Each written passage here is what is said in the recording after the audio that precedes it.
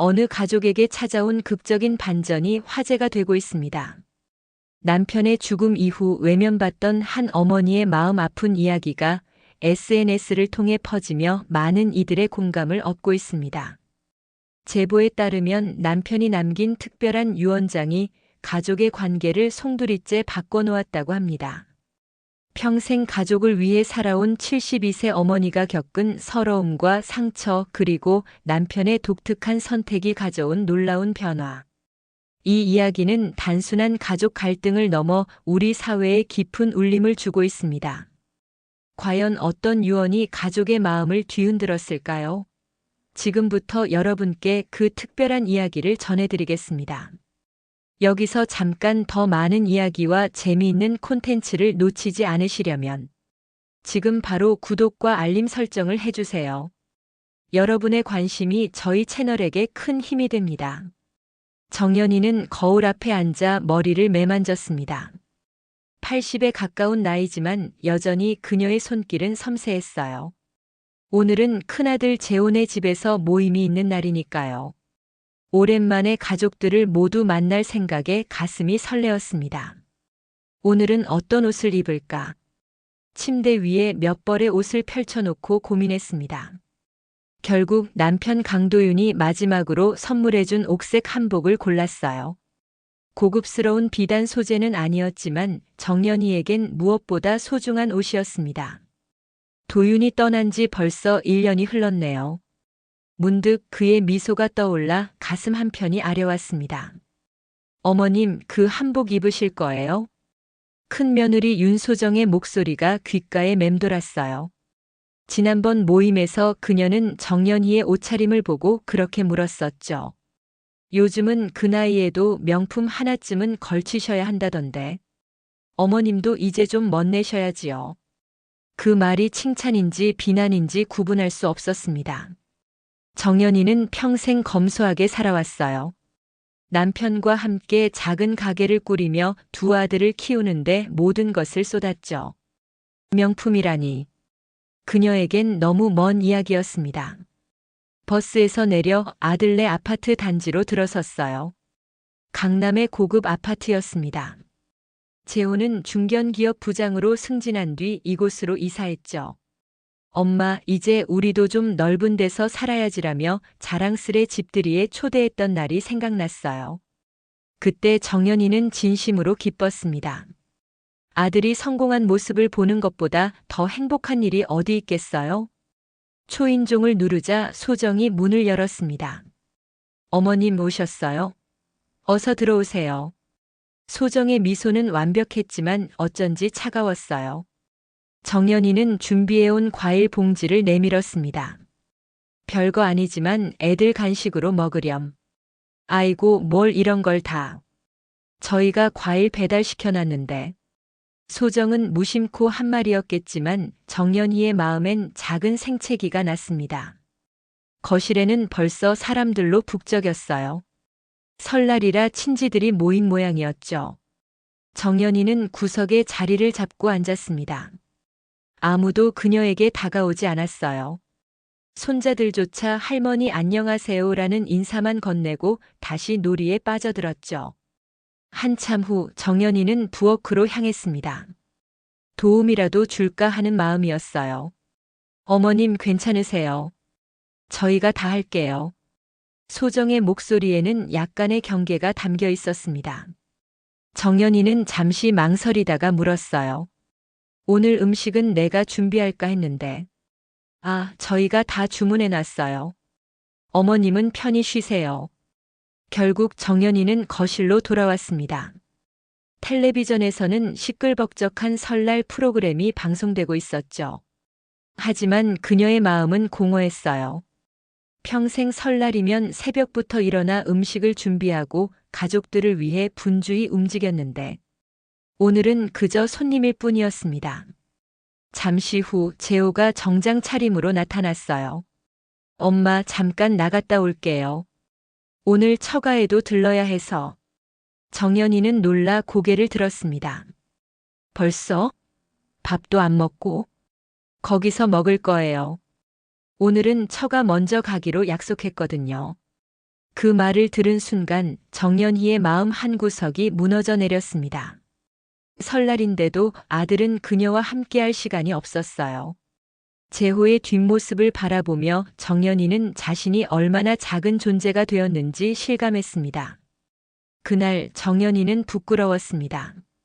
아들에게 더 많은 것을 바란 자신이, 아니면 그런 아들을 키운 자신이 부끄러웠는지도 모르겠어요. 다만 확실한 건 그날부터 정연희의 마음속에 작은 균열이 생겼다는 사실이었습니다. 정연희는 거실 소파에 홀로 앉아 텔레비전을 바라보았습니다. 화면은 켜져 있었지만 그녀의 생각은 다른 곳에 있었어요. 벽시계가 6시를 가리키자 현관문이 열리는 소리가 들렸습니다. 손자들이 우르르 들어오며 외할아버지 라고 외치는 목소리였죠. 우리 강이랑 준이 왔구나. 오늘 할아버지가 무슨 선물 가져왔게? 소정의 아버지 목소리였습니다. 정연희는 그 모습을 멀찍이서 지켜보았어요. 손자들은 외할아버지의 품에 안겨 까르르 웃고 있었죠. 그들의 행복한 웃음소리가 정연희의 가슴을 파고들었습니다. 내가 손자들에게 뭘 해줬지? 스스로에게 물었어요. 어릴 때는 자주 봤지만 요즘은 한 달에 한 번 보기도 힘들었죠. 소정의 부모님은 같은 아파트 단지에 살아서 거의 매일 오는 반면 정연희는 구로동에서 1시간 넘게 버스와 지하철을 타고 와야 했으니까요. 할머니도 계셨네. 인사드려야지. 소정의 어머니가 정연희를 발견하고 말했습니다. 아이들은 마지못해 할머니 안녕하세요라고 인사했어요. 정연희는 손자들을 품에 안으려 했지만 아이들은 이내 외할아버지에게로 달려갔습니다. 그 모습을 보며 정연희는 마음이 아팠어요. 도윤이 살아있을 때는 손자들도 그를 무척 따랐는데 이제는 저녁 식사가 끝나고 소정의 부모님이 돌아간 후 재호가 정연희에게 다가왔습니다. 엄마, 오늘은 여기서 주무시는 거죠? 방 준비해 놨어요. 그래, 고맙구나. 정연희는 미소 지었어요. 소정이 앞장서서 방으로 안내했습니다. 복도를 지나 문을 열자 정연희는 놀라 말을 잇지 못했어요. 그곳은 방이라기보다는 수납실에 가까웠습니다. 작은 공간 한쪽에 간이 침대가 놓여 있었고 나머지는 박스와 옷가지, 운동기구로 가득했죠. 원래는 창고로 쓰던 곳인데 어머님 오실 때마다 정리해 놓아요. 소정이 자랑스레 말했어요. 아, 그렇구나. 정연희는 말문이 막혔습니다. 밤이 깊어 모두 잠든 후 정연희는 침대에 누워 천장을 바라보았어요. 어둠 속에서 그녀의 눈에서 눈물이 흘러내렸습니다. 엄마 방이라는 이름의 수납실. 아들의 집에서 그녀의 자리는 그것뿐이었습니다. 다음 날 아침 정연희는 일찍 일어나 조용히 짐을 쌌어요. 재호와 소정이 아직 자고 있을 때 집을 나섰습니다. 아무에게도 말하고 싶지 않았어요. 그저 혼자 있고 싶었죠. 지하철역에 도착한 정연희는 벤치에 앉았습니다. 아침 일찍이라 역은 한산했어요. 문득 도윤의 목소리가 들리는 것 같았습니다. 연희야, 너무 상처받지 마. 우리 아들들도 자기 삶이 있잖아. 그는 언제나 너그러웠어요. 하지만 정연희는 달랐습니다. 평생 가족을 위해 살아온 그녀에게 이런 대우는 너무 가혹했어요. 도윤 씨, 내가 뭘 잘못했을까요? 아이들을 잘못 키운 걸까요? 아무도 대답해주지 않았지만 정연희는 계속 중얼거렸습니다. 지나가는 사람들이 이상한 눈으로 쳐다봤지만 신경 쓰지 않았어요. 그녀의 마음은 이미 무너져 내리고 있었으니까요. 잠시 후 정연희는 핸드폰을 꺼내 작은 아들 재민에게 전화를 걸었습니다. 신호음이 몇 번 울리다가 그의 목소리가 들렸어요. 엄마, 무슨 일이세요? 재민아, 엄마 오늘 너네 집에 가도 될까? 오늘요? 아, 오늘은 좀 곤란한데. 하영이 부모님이 오시거든요. 정연희는 깊은 한숨을 내쉬었습니다. 또 처가. 두 아들 모두 처가 중심으로 살고 있었어요. 그래. 알았다. 다음에 시간 되면 제가 찾아뵐게요. 그래, 그러렴. 전화를 끊고 정연이는 고개를 떨구었습니다. 문득 주머니에서 뭔가 만져졌어요. 꺼내보니 도윤이 남긴 열쇠였습니다. 가게 열쇠였죠. 그가 평생을 바쳐 일구고 마지막까지 지켰던 곳. 정연이는 천천히 일어났어요. 집으로 돌아가는 대신 가게로 향했습니다. 이제 가족은 그곳에 있을지도 모른다는 생각이 들었어요. 가게에 도착하자 직원 영수가 반갑게 맞아주었습니다. 사장님, 오셨어요? 커피 한 잔 드릴게요. 정연이는 미소 지었어요. 영수는 20년 넘게 도윤과 함께 일해온 직원이었죠. 도윤이 떠난 후에도 변함없이 가게를 지켰습니다. 영수 씨, 고마워요. 따뜻한 커피를 마시며 정연이는 문득 깨달았어요. 여기 이 작은 가게에서 그녀는 여전히 사장님이었습니다. 작아지는 존재가 아닌 존중받는 사람이었죠. 눈물이 그녀의 뺨을 타고 흘러내렸지만 이번엔 슬픔 때문만은 아니었어요. 사장님 괜찮으세요? 괜찮아요, 영수 씨. 이제 정말 괜찮을 것 같아요. 정연이는 창밖을 바라보았습니다. 봄이 오기엔 아직 이른 계절이었지만 그녀의 마음속에선 무언가 새롭게 싹트기 시작했어요. 가게에서 며칠을 보낸 정연이는 마음을 다잡고 집으로 돌아왔습니다. 텅 빈 집은 이전보다 더 적막했어요. 도윤의 흔적이 곳곳에 남아 있었지만 그의 온기는 느껴지지 않았습니다. 거실 탁자 위에 놓인 전화기가 울렸어요. 소정의 목소리였습니다. 어머님, 갑자기 무슨 일 있으셨어요? 말도 없이 가셔서 저희가 걱정했잖아요. 정연이는 잠시 말을 고르다가 대답했어요. 그냥 조금 쉬고 싶었단다. 아, 그러셨군요. 그런데 어머님 부탁드릴 게 있어서요. 정연이는 귀를 기울였습니다. 소정의 목소리가 달라진 것을 느꼈어요. 강이랑 준이가 학원 방학이라. 이번 주만 봐주실 수 있으세요? 저희 둘 다 휴가를 못 내서요. 정연이의 가슴이 뛰었습니다. 손자들과 함께할 시간이라니. 그녀는 그동안의 서운함을 잊고 대답했어요. 그럼, 당연하지. 언제 데려오면 되니? 내일 아침에 데려다 드릴게요. 정말 감사합니다, 어머님. 다음 날 아침 정연이는 일찍 일어나 집안을 정리했습니다. 손자들이 좋아하는 과자도 사놓고 침대도 새로 정돈했어요. 초인종이 울리자 정연이는 설레는 마음으로 문을 열었습니다. 할머니, 8살 강희와 6살 준이가 정연이에게 달려들었어요. 우리 강희, 준이 왔구나. 할머니가 얼마나 보고 싶었는지 몰라. 정연이는 아이들을 꼭 안았습니다. 소정은 아이들 가방을 내려놓고 당부했어요. 저녁에는 재호 오빠가 데리러 올 거예요. 아이들 간식은 가방에 넣어뒀고 약은 점심에 한 번, 자기 전에 한 번 먹이세요. 약? 아이들이 아파? 소정은 무심코 대답했습니다. 아, 감기가 좀 있어요. 별거 아니니까 걱정 마세요. 정연이는 걱정스러운 눈빛으로 아이들을 살폈어요.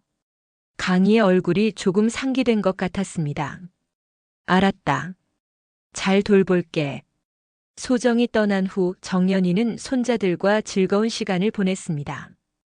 도윤과 함께 모았던 옛날 동화책을 꺼내 읽어주고 간단한 종이접기도 가르쳐 주었어요. 아이들은 처음에는 어색해하더니 점점 할머니와 가까워졌습니다. 점심을 먹고 약을 먹인 후 정연이는 아이들을 재웠어요. 하지만 강희의 이마가 뜨거워지기 시작했습니다. 강아, 괜찮니? 열이 있는 것 같은데. 할머니, 머리가 아파요. 정연이는 얼른 냉수건을 가져와 강희의 이마에 올려놓았습니다. 체온계로 재보니 38도가 넘었어요. 정연이는 재호에게 전화를 걸었습니다. 재호야, 강희가 열이 많이 나는데. 엄마, 지금 회의 중이라 나중에 전화할게요. 전화가 끊겼습니다. 정연이는 당황했지만 침착하게 소정에게 전화했어요. 소정아, 강희가 열이 많이 나서. 어머님 죄송해요. 지금 중요한 미팅 중이에요. 해열제 더 먹이시고 안 되면 병원에 가보세요. 정연이는 깊은 한숨을 내쉬었습니다. 아이가 아픈데 부모는 전화조차 받지 않는구나. 그녀는 스스로 결정했어요. 강아, 할머니가 병원에 데려갈게. 준이도 같이 가자. 정연이는 아이들을 데리고 근처 소아과로 향했습니다. 다행히 큰 문제는 아니었어요. 의사는 인플루엔자 초기 증상이라며 주사와 처방전을 주었습니다. 아이가 며칠은 쉬어야 합니다. 중이염으로 번질 수 있으니 관찰 잘하세요. 네, 감사합니다. 병원을 나오는데 소정의 어머니에게서 전화가 왔어요. 어머님, 아이들 상태가 어떤가요? 소정이한테 연락받았어요. 많이 아프진 않아요. 방금 병원 다녀왔어요. 아이고, 수고하셨네요. 제가 지금 아이들 데리러 갈게요. 어차피 병원은 저희 집이랑 가까우니까요. 정연이는 잠시 망설였습니다. 아이들을 보내고 싶지 않았어요. 하지만 거절할 명분이 없었죠. 그래요.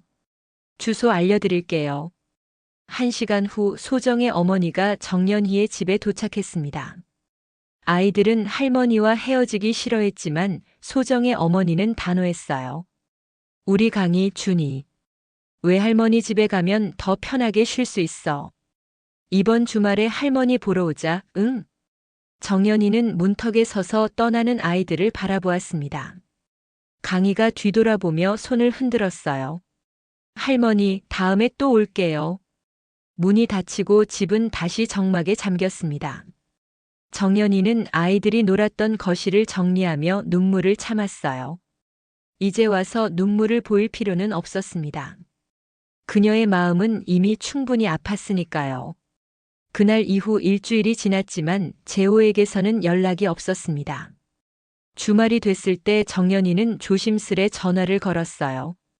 재호야, 강희 좀 어떠니? 많이 나아졌니? 아, 엄마.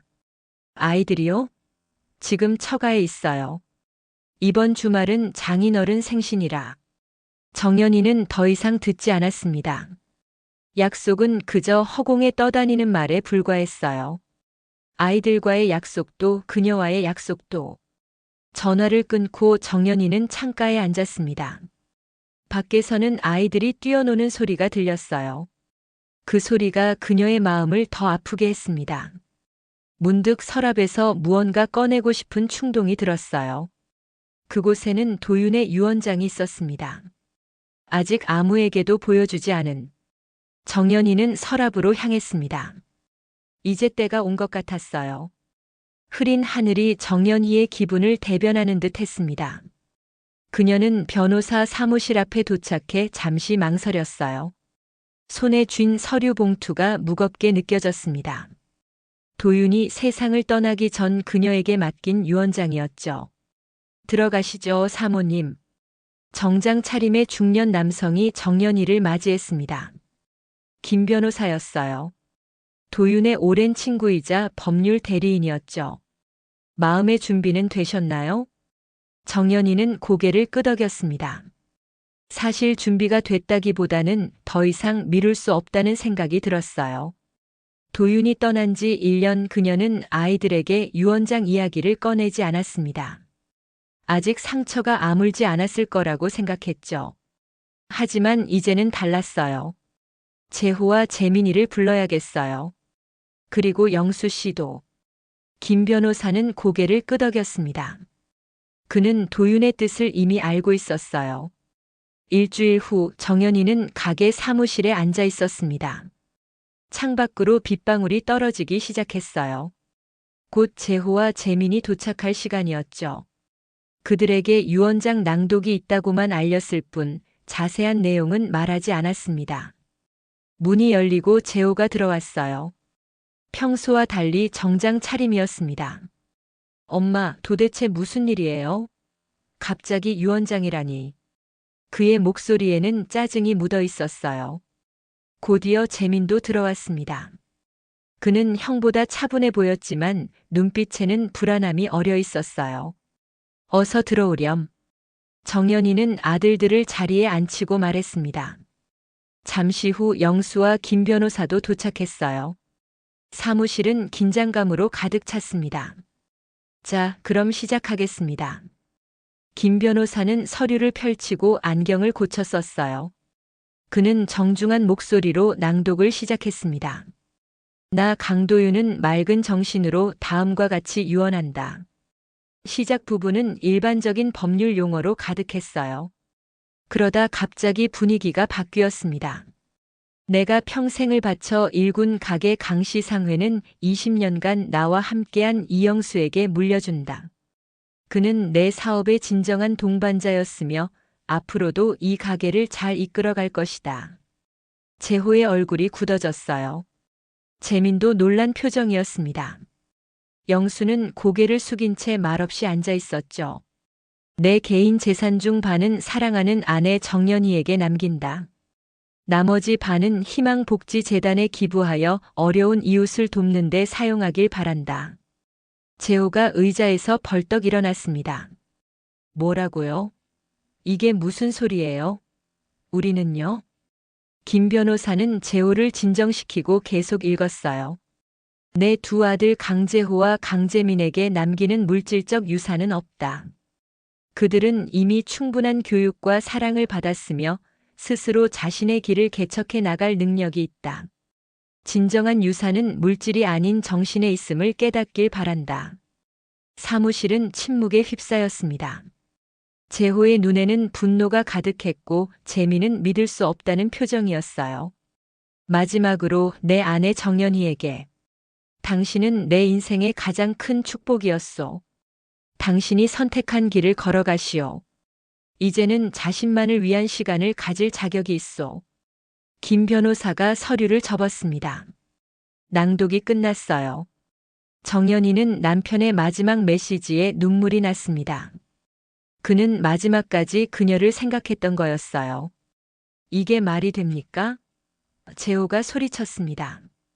평생 일군 재산을 남 좋은 일 시키겠다고. 가족은 어떡하라고요? 김 변호사가 침착하게 답했어요. 법적으로 문제없는 유언장입니다. 고인의 의사가 명확히 드러나 있고 엄마가 조작한 거 아니에요? 재호가 정연이를 노려보며 말했습니다. 아버지가 이럴 리가 없어요. 정연이는 상처받은 눈빛으로 아들을 바라보았어요. 재호야, 내 아버지는 평생 정직하게 살았어. 그리고 가족보다 더 중요한 가치가 있다고 믿었지. 그게 뭔데요? 우리 버리고 남한테 재산 주는 게 가치예요? 정연이는 조용히 대답했습니다. 너희가 아버지를 진짜 사랑했니? 그가 무엇을 위해 평생을 살았는지 알고 있니? 재호와 재민은 말문이 막혔어요. 정연이는 계속했습니다. 너희 아버지는 돈을 위해 살지 않았어. 항상 정직하고 남을 돕는 삶을 살았지. 그리고 그걸 너희에게도 보여주고 싶었던 거야. 재민이 한숨을 내쉬었어요. 그래도 우리한테 아무것도 안 남긴다는 건 너무하지 않아요? 정연이는 아들들을 바라보며 말했습니다. 너희에게 남긴 건 이미 다 줬다고 생각하셨나 봐. 대학 교육, 결혼할 때 집. 이제는 너희 스스로 살아갈 때라고. 재호는 화를 참지 못하고 문을 쾅 닫고 나갔습니다. 재민도 곧 그 뒤를 따랐어요. 사무실에는 정연희와 영수 그리고 김 변호사만 남았습니다. 사모님. 영수가 조심스레 입을 열었어요.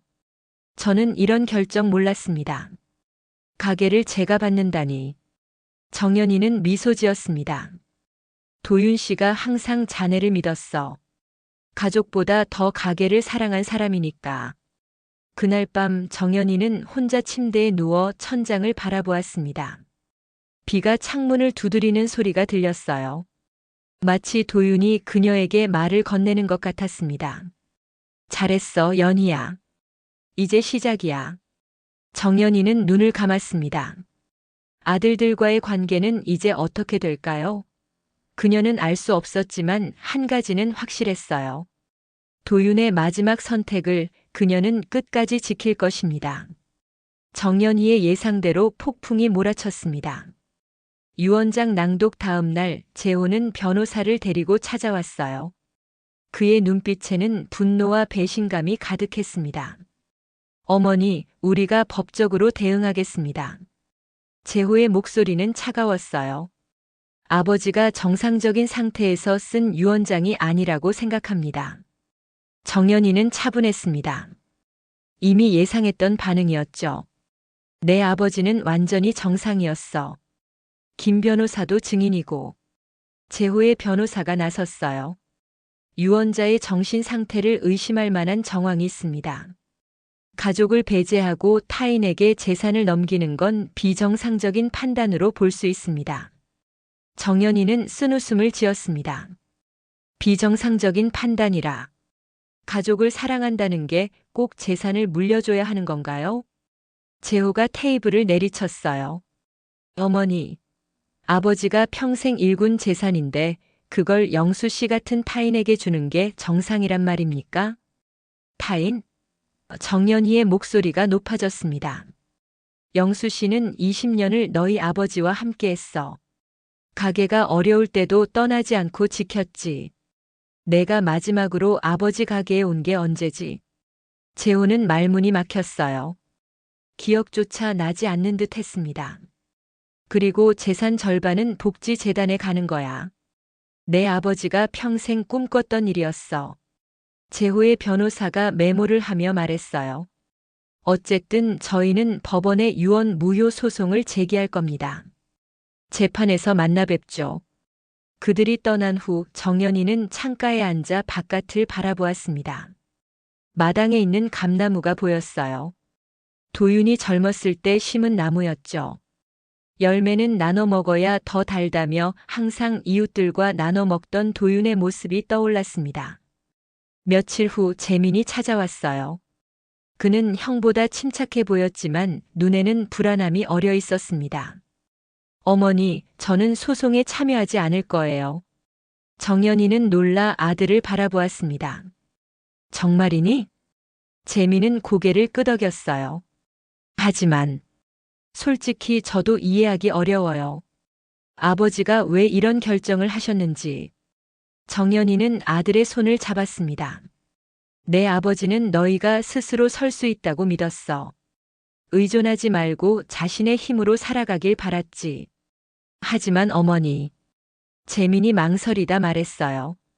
사실 제 회사가 조금 어려워서 아버지의 유산이 필요했어요. 정연희는 아들의 얼굴을 유심히 살폈습니다. 재민의 스타트업은 잘 나가는 줄 알았는데 알고 보니 빚이 많았나 봐요. 그래서 형이 그렇게 화가 났군. 재민은 고개를 떨구었습니다. 형도 최근에 투자가 잘못돼서 우리 둘 다 아버지의 유산을 기대하고 있었어요. 정연희의 마음이 무거워졌어요. 결국 아들들이 원한 건 도윤의 사랑이 아니라 그의 재산이었던 걸까요? 그녀는 깊은 한숨을 내쉬었습니다. 우리가 언제부터 이렇게 됐니? 가족이 돈 때문에 갈라지다니. 재민은 침묵했어요. 답할 말이 없었나 봅니다. 내 아버지는 항상 말했어. 돈은 도구일 뿐 목적이 되면 안 된다고. 그 말 기억하니? 재민의 눈에 눈물이 맺혔습니다. 기억해요. 정연희는 창밖을 바라보았어요. 해가 저물고 있었습니다. 인생에서 정말 중요한 게 뭔지 생각해봐. 내 아버지가 물려주고 싶었던 건 그런 가치였어. 재민은 조용히 고개를 끄덕였지만 그의 마음이 진정으로 이해했는지는 알 수 없었어요. 다음 날 정연희는 김 변호사를 만났습니다. 재산 이전 절차가 시작됐다는 소식이었어요. 재호 씨가 소송을 제기했지만 승사는 났습니다. 김 변호사가 말했어요. 유언장은 법적으로 완벽해요. 정연희는 서류에 서명하며 물었습니다. 이제 어떻게 되는 거죠? 가게는 영수 씨 명의로 이전되고 재산 절반은 재단으로 옮겨집니다. 사모님의 몫은 별도 계좌로 관리됩니다. 정연희는 고개를 끄덕였어요. 제도적인 절차는 간단했지만 가족의 상처는 그리 쉽게 아물지 않을 것 같았습니다. 그날 저녁 정연이는 도윤의 사진을 보며 중얼거렸어요. 도윤 씨, 내가 잘하고 있는 걸까요? 아이들이 너무 원망하는데. 대답은 없었지만 그녀의 마음은 조금씩 단단해지고 있었습니다. 이것이 도윤이 원했던 길이고 그녀는 그 뜻을 지켜야 했어요. 일주일 후 가게에서 직원들과 모임이 있었습니다. 영수가 공식적으로 사장이 된 기념이었어요. 정연이는 묵묵히 자리를 지켰지만 아들들의 빈자리가 마음에 걸렸습니다. 사장님, 영수가 정연이에게 다가와 말했어요. 저는 이 가게를 도윤 사장님의 뜻대로 운영하겠습니다. 직원들과 함께 나누며 이웃을 도우며. 정연이는 미소 지었습니다. 믿어요, 영수 씨. 당신이라면 잘할 거예요. 집으로 돌아오는 길 정연이는 문득 깨달았어요. 우리가 원한 건 정말 사랑이 아니라 돈이었을까? 아들들은 그저 유산을 기대했고 그녀마저도 도윤의 재산이 당연히 가족에게 가야 한다고 생각했던 건 아닐까? 정연이는 천천히 걸으며 생각했습니다. 도윤은 돈보다 중요한 것이 있다는 걸 알려주고 싶었던 거야. 그가 남긴 진짜 유산은 재산이 아닌 가치였어요. 그리고 지금 그 가치를 지키는 것이 그녀의 역할이었습니다. 집 앞에 도착하자 불이 켜져 있었어요. 누군가 있나? 조심스레 문을 열자 재호가 거실에 앉아 있었습니다. 그의 표정은 지난번과 달리 지쳐 보였어요. 재호야.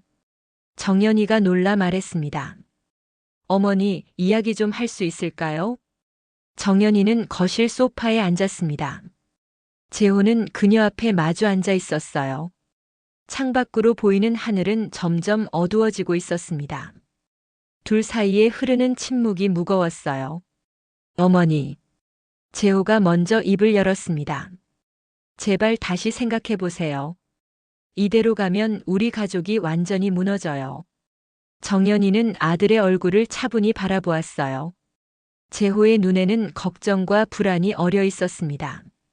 그는 항상 자신감 넘치는 사람이었는데 지금은 흔들리는 모습이었어요. 무너진다고? 정연이가 조용히 물었습니다. 진짜 무너진 건 가족의 마음이었어. 그건 유언장 때문이 아니라 우리가 서로를 대하는 방식 때문이었지. 재호의 얼굴이 굳어졌어요. 어머니, 지금 저를 비난하시는 겁니까? 비난이 아니라 사실을 말하는 거야. 정연이의 목소리는 흔들림 없이 단단했습니다. 내 아버지가 아플 때 너희는 어디 있었니? 명절에 찾아올 때도 겨우 얼굴만 비추고 갔지. 아버지가 병원에 입원했을 때 꾸준히 찾아온 건 영수 씨였어. 재호는 말문이 막혔어요. 그의 눈에 후회의 빛이 스쳤습니다. 바빴어요. 회사 일도 있고 아이들도 있고. 나도 안달아, 재호야. 모두 바쁘게 살지. 하지만 중요한 건 우선순위야. 내 아버지는 항상 가족을 우선으로 여겼어. 그런데 너희는?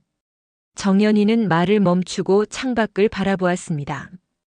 어둠이 내려앉은 정원에 달빛이 비치고 있었어요. 감나무 실루엣이 보였습니다. 재호야, 내 아버지를 지켜준 건 너희가 아니라 가게 직원들이었어. 아플 때 병간호한 것도 마지막 순간을 함께한 것도 그들이었지. 재호의 눈에 눈물이 고였어요. 그는 평소의 강인한 모습을 잃고 어린아이처럼 보였습니다. 그래도 우리는 가족이잖아요. 피는 물보다 진하다고.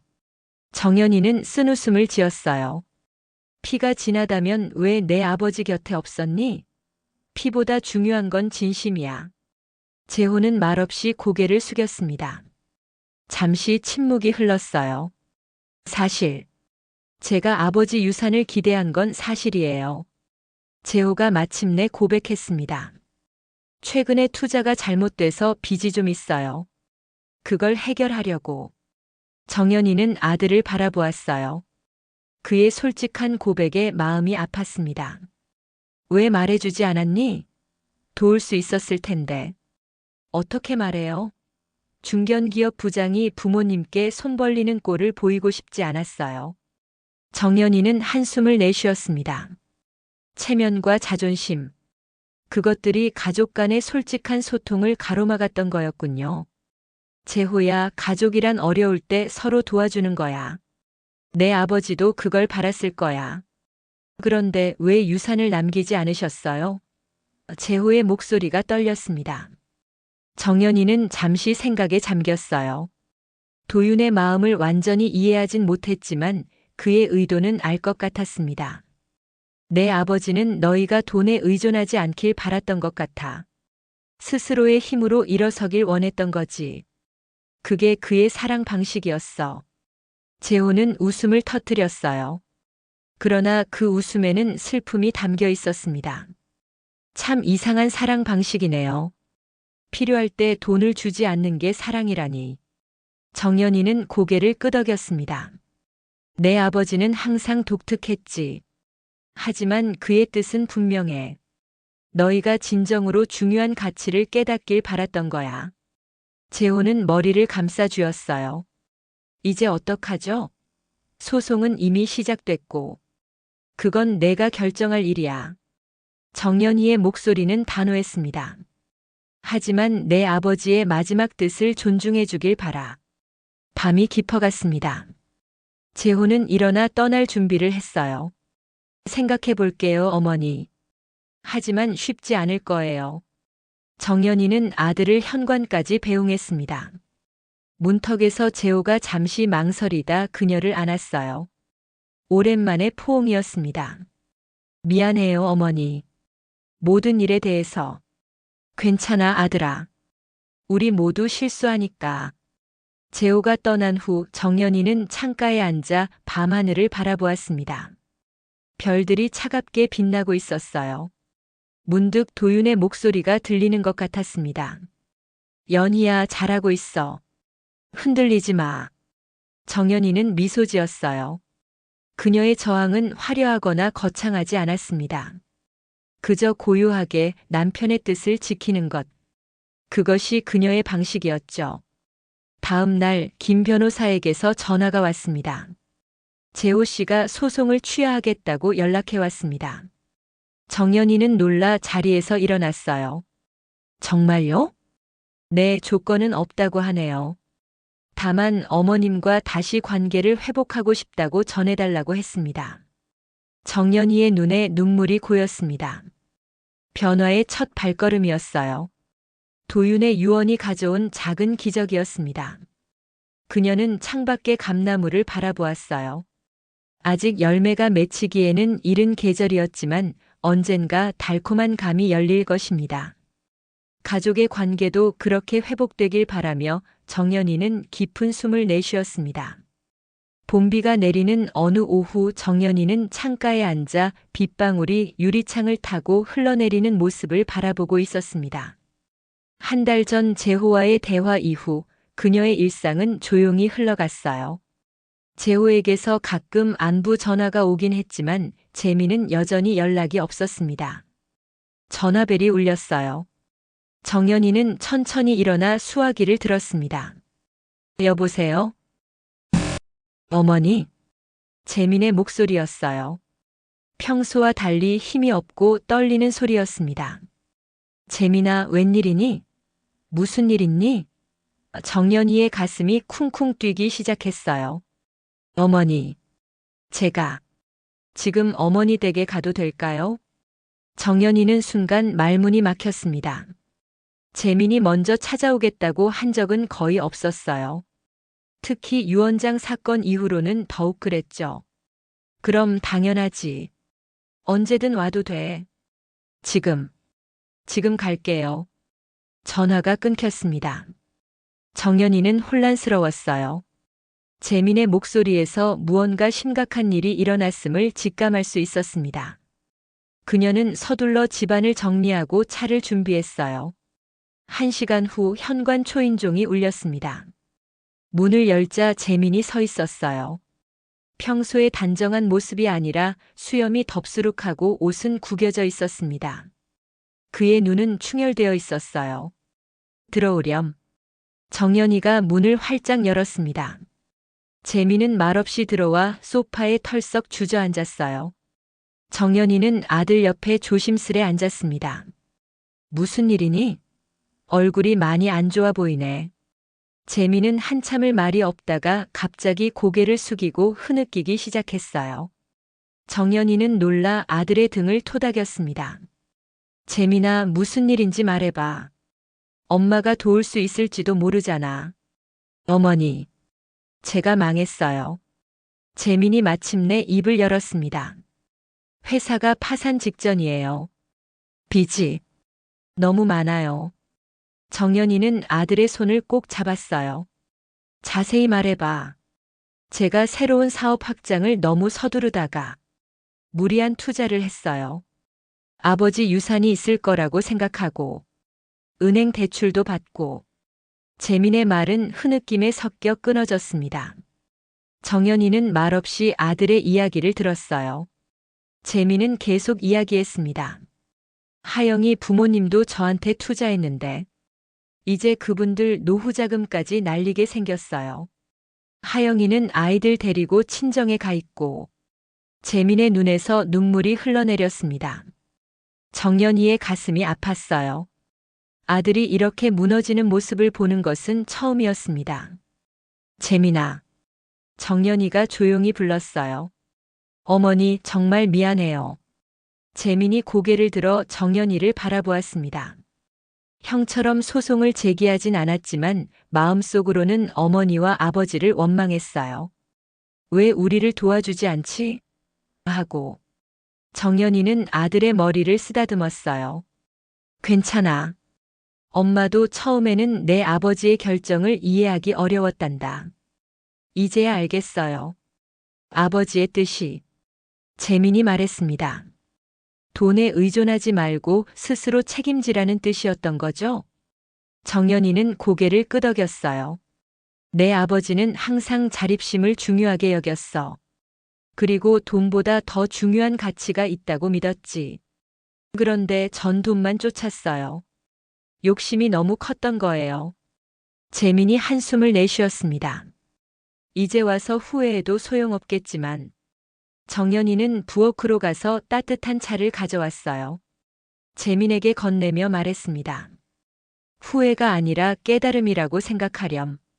내 아버지도 그걸 바랐을 거야. 재민은 차를 받아 한 모금 마셨습니다. 그의 얼굴에 조금 안정이 돌아왔어요. 어머니, 제가 어떻게 해야 할지 모르겠어요. 정연이는 잠시 생각에 잠겼다가 말했습니다. 우선 솔직해지는 게 중요해. 하영이와 그 부모님에게 모든 상황을 털어놓고 함께 해결책을 찾아보렴. 이미 늦었을지도 몰라요. 늦은 건 없어. 진실을 말하는 데는 언제나 때가 있는 법이야. 재민은 고개를 끄덕였어요. 그의 눈에 작은 희망의 빛이 돌아오는 듯 했습니다. 그리고 정연이가 잠시 망설이다 말했습니다. 내가 도울 수 있는 일이 있으면 말해. 내 아버지가 나에게 남긴 몫이 있으니까. 재민은 놀라 고개를 들었어요. 어머니, 그건 안 돼요. 제가 스스로 해결할게요. 정연이는 미소 지었습니다. 그래, 그 마음가짐이 중요해. 하지만 엄마가 곁에 있다는 것도 기억하렴. 두 사람은 한동안 말없이 앉아 있었어요. 창밖으로 비가 그치고 햇살이 비치기 시작했습니다. 마치 그들의 관계에도 작은 빛이 스며드는 것 같았어요. 어머니. 재민이 조심스레 입을 열었습니다. 형은 어떻게 지내요? 재호? 가끔 전화 오더구나. 소송도 취하했고. 정말요? 재민이 놀란 눈으로 물었어요. 정연이는 고개를 끄덕였습니다. 내 형도 많이 생각한 것 같아. 사람은 누구나 실수하고 후회하지만 중요한 건 그 후의 행동이란다. 재민은 깊은 생각에 잠겼어요. 잠시 후 그가 결심한 듯 말했습니다. 어머니, 제가 형한테 연락해봐도 될까요? 오랫동안 서로 연락 안 했는데. 정연이의 얼굴에 미소가 번졌어요. 그래, 그게 좋겠구나. 재민은 핸드폰을 꺼내 재호에게 전화를 걸었습니다. 짧은 대화 후 그는 정연이에게 말했어요. 형이 지금 오겠대요. 우리 다 같이 이야기하고 싶대요. 정연이의 눈에 눈물이 고였습니다. 이것이 도윤이 바랐던 것일까요? 가족이 다시 하나가 되는 것. 그녀는 창밖을 바라보았어요. 감나무에 새순이 돋아나기 시작했습니다. 봄이 오고 있었어요. 저녁 무렵 정연희의 집 마당에는 오랜만에 활기가 돌았습니다. 재호가 도착하자 세 사람은 함께 마당에 있는 평상에 앉았어요. 봄바람이 부드럽게 불어오고 감나무 잎사귀들이 살랑거렸습니다. 오랜만이네, 우리 셋이 이렇게 모인 건. 정연이가 차를 따르며 말했어요. 재호와 재민은 서로를 어색하게 바라보았습니다. 형제지만 오랫동안 진심 어린 대화를 나누지 않았던 터라 무엇부터 말해야 할지 모르는 듯 했어요. 재민아, 회사 일. 나한테도 말해봐. 재호가 먼저 입을 열었습니다. 재민은 잠시 망설이다 자신의 상황을 털어놓았어요. 무리한 사업 확장, 과도한 대출, 그리고 예상치 못한 시장 변화로 인한 손실까지 모든 이야기를 숨김없이 말했습니다. 재호는 진지하게 들었어요. 평소 같았으면 동생을 나무랐겠지만 오늘은 달랐습니다. 나도 비슷한 실수를 했어. 재호가 고백했어요. 투자 손실로 집 담보 대출까지 썼으니. 두 형제는 처음으로 서로의 약점과 실패에 대해 솔직하게 이야기했습니다. 그동안 허세와 체면으로 가려졌던 진실이 드러났어요. 정연이는 아들들의 대화를 들으며 가만히 미소 지었습니다. 도윤이 살아있었다면 얼마나 기뻐했을까 싶었어요. 사실, 재호가 조심스레 말했습니다. 아버지 돌아가시고 나서 어머니께 자주 찾아뵙지 못한 건 제가 부끄러워서였어요. 성공한 아들로서 돌아오지 못하면 어머니가 실망하실까봐. 정연이는 놀라 재호를 바라보았어요. 무슨 소리니? 엄마는 너희가 성공하든 실패하든 상관없어. 그저 행복하길 바랐을 뿐이야. 저도 마찬가지였어요. 재민이 고개를 숙였습니다. 하영이 처가가 잘 사는 집이라 어머니께 저희 경제적 어려움을 알리고 싶지 않았어요. 그래서 점점 멀어지게 됐죠. 정연이는 가슴이 아팠습니다. 아들들이 이런 부담을 안고 있었다니. 가족이 서로에게 솔직하지 못했던 시간이 너무 아쉬웠어요. 이제부터라도 솔직해지자. 정연이가 두 아들의 손을 잡았습니다. 가족은 어려울 때 서로 의지하는 거야. 밤이 깊어갔습니다. 세 사람은 오랜만에 함께 저녁을 먹었어요. 정연이가 준비한 된장찌개와 도윤이 좋아하던 반찬들. 소박하지만 따뜻한 식사였습니다. 어머니, 제가 회사 문제는 직접 해결하려고 해요. 재민이 결심한 듯 말했습니다. 파산 절차를 밟고 새로 시작할 거예요. 작게라도. 정연이는 고개를 끄덕였어요. 그래, 내 아버지도 그렇게 시작했어. 처음엔 작은 가게였지만 정직하게 한 걸음씩. 저도 집을 팔고 작은 데로 이사하려고요. 재호가 말했습니다. 소정이와 얘기했는데 처음엔 반대했지만 지금은 이해해줘요. 정연이는 놀랐습니다. 화려한 강남 아파트를 포기한다는 건 소정에게 쉽지 않은 결정이었을 텐데요. 소정이가 그랬어요. 돈보다 중요한 게 있다고. 재호의 목소리에 감사함이 묻어났어요. 하영이는 정연이가 재민에게 물었습니다. 아직 설득 중이에요. 하지만 솔직하게 모든 걸 털어놓으니 전보다 나아졌어요. 장인어른도 도와주겠다고 하시고. 정연이는 미소 지었습니다. 진실이 모든 것을 치유하기 시작한 것 같았어요. 밤이 더 깊어가자 재호가 조심스레 제안했습니다. 어머니, 저희가 번갈아 가며 찾아뵐게요. 혼자 계시는 것보다. 그래, 그러면 좋겠구나. 정연이의 눈에 눈물이 고였어요. 그리고 재민이 주머니에서 작은 열쇠를 꺼냈습니다. 아버지 가게에 가끔 들를게요. 영수 씨가 저희를 초대했거든요. 정연이는 놀랐습니다. 영수 씨가? 네, 가게 직원들과 함께하는 모임이 있대요. 아버지 기일에 모여서 아버지 이야기도 하고. 정연이의 눈물이 흘러내렸어요. 도윤은 떠났지만 그의 영향력은 여전히 살아 있었습니다. 가게에서 그리고 이렇게 가족의 화해 속에서 밤하늘의 별들이 빛났습니다. 세 사람은 마당에 나와 감나무 아래 놓인 벤치에 앉았어요. 도윤이 심은 이 나무는 이제 크게 자라 가족에게 그늘을 드리우고 있었습니다.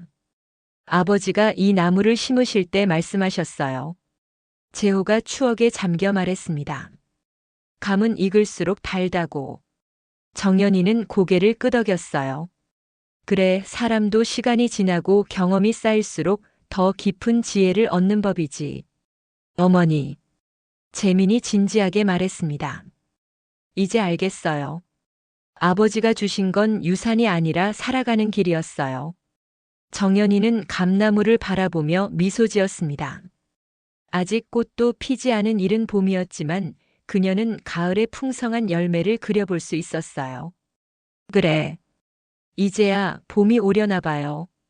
세 사람은 말없이 밤하늘을 바라보았습니다. 도윤의 빈자리는 여전했지만 그가 남긴 가치는 이제 그들 마음속에 단단히 자리 잡고 있었어요. 유산이란 단순히 물질적인 것이 아니라 삶의 지혜와 사랑의 기억이라는 것을. 재호와 재미는 집을 떠나기 전 어머니를 꼭 안았습니다. 어색하던 포옹이 이제는 자연스러워졌어요. 다음 주에 꼭 올게요, 어머니. 저도요. 아이들도 데려올게요. 정연이는 아들들을 배웅하고 혼자 집으로 들어왔습니다. 빈집이었지만 이제는 외롭지 않았어요. 벽에 걸린 도윤의 사진을 바라보며 그녀는 속삭였습니다. 도윤 씨, 당신 뜻대로 됐어요. 아이들이 진짜 중요한 걸 깨달았나 봐요. 창밖에서 바람이 불어 감나무 잎사귀가 살랑거렸습니다. 마치 도윤이 대답하는 것 같았어요. 정연이는 창가에 앉아 밤하늘을 바라보았습니다. 이제 그녀의 마음에도 봄이 찾아왔어요. 오랜 겨울을 지나 드디어 따뜻한 봄이.